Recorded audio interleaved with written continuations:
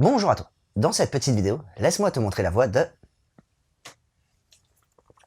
Ice Pig. Tu veux une glace, mon cochon? Bon, moi j'ai trouvé qu'une sucette, hein.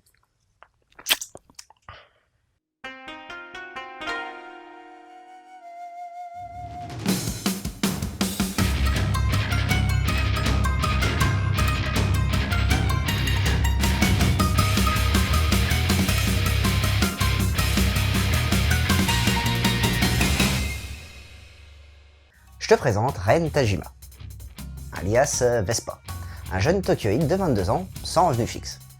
En gros, pour survivre, il vit de petits boulots à droite à gauche. En plus, il a une grosse addiction pour une sorte de jeu vidéo appelé Jolly Pirogue, où l'on incarne une musicienne canon, qui doit jouer des morceaux de rock plutôt balèzes. Donc, le peu de thunes qu'il gagne, il a tendance à se faire aspirer par ce jeu. Ah, petit détail à son sujet, mais qui a son importance quand même. Il a une grosse propension à la castagne, ce qui a tendance à le foutre un peu dans la merde. D'ailleurs assez facilement. Un soir, dans un bar, après une bonne bagarre, un mec va lui proposer un boulot. Bon, jusque-là, rien de particulier, tu vas me dire. Sauf que c'est payé 300 000 yens juste pour 5 heures et que son taf, c'est chauffeur. Tu sens quand même que ça sent l'embrouille, hein. Lui, il va sentir l'embrouille, hein, sauf qu'il décide tout de même d'accepter. Le soir du taf, il arrive devant une demeure et attend la marchandise. Pourtant, cette marchandise va se révéler être très particulière, hein, puisqu'il s'agit de femmes, dont certaines sont enceintes. Ouais, t'as bien entendu, hein. Il s'agit d'un trafic d'esclaves. Ça va un peu perturber Vespa, qui va mettre KO son collègue et partir avec la marchandise pour les libérer. Sauf que, manque de bol, hein, pour lui, hein, son camion est équipé d'un traceur GPS. Du coup, la société Farm, qui possédait les esclaves, le retrouve et l'assomme. Il va se réveiller quelques heures plus tard, dans une cage, où il va être mis aux enchères pour devenir lui aussi esclave. Celui qui va l'acheter n'est autre que Ice Pig. Une étudiante qui est aussi pirate informatique et qui a décidé de détruire la société Farm. Ce duo improbable arrivera-t-il à ses fins? Pour savoir ça, il va falloir que tu le découvres par toi-même.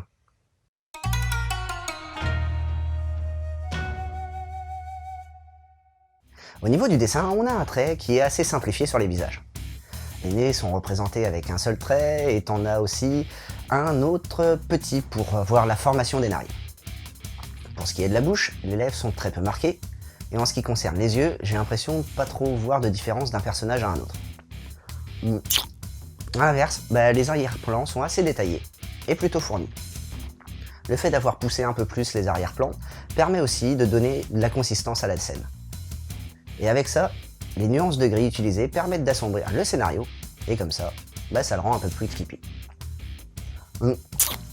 En ce qui concerne le Nemu, on est sur quelque chose de très dynamique.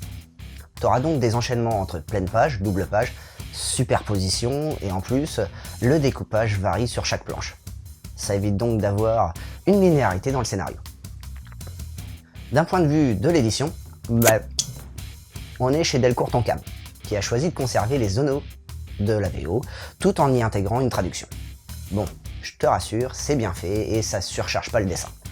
En plus, le papier utilisé est plutôt de bonne qualité, ce qui est vraiment un plus.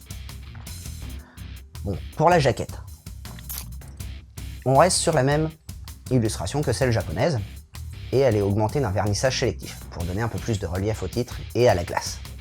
Petit plus, sur le dos de la jaquette est agrémenté un petit « pour public averti », ce qui te permet de ne pas offrir ce titre à ta petite sœur de 6 ans.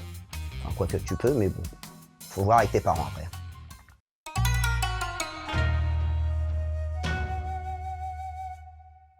Le mangaka à la réalisation de cette série est Asada Yukai.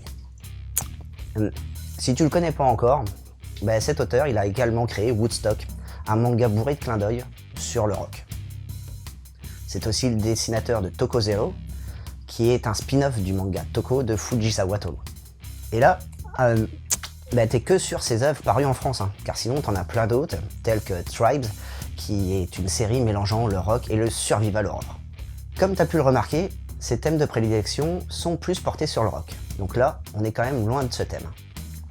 Et alors, comment il s'en est sorti? Ben c'est bien pour te dire, hein. Le thème principal qu'il a pris, l'esclavage moderne, est pas l'un des plus faciles à traiter, et beaucoup de monde se plante en essayant de l'emprunter. Soit on va se diriger vers un scénario où on tombe dans la pitié, ou alors on part sur le gore. Alors clairement, Asada Yukai a pris la décision d'aller plus vers le gore et le sanglant. Mais il l'a fait sans trop appuyer sur ce point. Alors certes, tu vas avoir quelques scènes un peu trashos, hein, pour bien marquer la dureté de la situation, ou d'un souvenir, hein, mais c'est pas constant. On n'est pas sur de la surenchère à chaque planche. Pour ce qui est des personnages, alors, on a deux protagonistes, assez différents dans leur comportement. Vespa est une tête brûlée qui réfléchit après avoir agi. C'est d'ailleurs ce qui va le foutre dans la merde, hein, dès le début. Il fait un peu cliché par moments, ce qui est tout de même un peu dommage. Pour ce qui est de Ice Pig, tout d'abord, faut que tu saches que c'est une ancienne esclave. Et du coup, tu pourrais penser qu'elle va être prévenante avec Vespa, pour qu'il ne subisse pas ce qu'elle a vécu. Mais c'est pas du tout ça, hein. Au contraire, elle va reproduire le même schéma qu'elle a subi. Et c'est quelque chose qui va apporter plus de consistance et de réalisme à ce personnage. Aussi, pour ce qui est du grand méchant, Farm. Pour ce premier tome, on sait pas grand chose au final.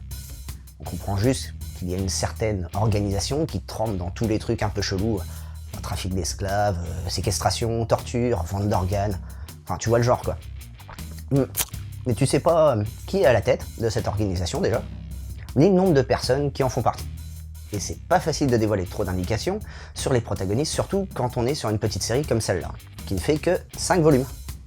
Bon, en résumé, Asada Yukai nous a encore pondu un très bon scénario qui parle de sujets peu traités actuellement, le tout avec un bon petit côté sanglant bien sympathique. Dans le même genre, t'as Gift More Minus de Nagate Yuka, où une jeune étudiante de 17 ans participe activement à un trafic d'organes pour le compte d'une organisation secrète. Bon, je t'en dis pas plus, mais c'est une super série, et en plus, t'as un manga d'au-dessus, donc tu vas le voir et t'auras plus de détails. Dans le même esprit, t'as le manga Prison Lab. Un lycéen va se venger de tous les sévices qu'une de ses camarades de classe lui a fait subir. Et ce, grâce à un jeu quelque peu particulier. Et pareil que Gift More Minus, direction Mangado si tu veux avoir plus d'infos. Et comme d'hab, un petit dernier pour la route. Prophétie de tout de suite Tetsuya. La section de lutte contre la cybercriminalité est sur les dents, car un individu coiffé d'un journal prédit des accidents, viols et compagnie. Tu me diras où est le problème? Justement, ces prédictions se réalisent. C'est bien ça le problème.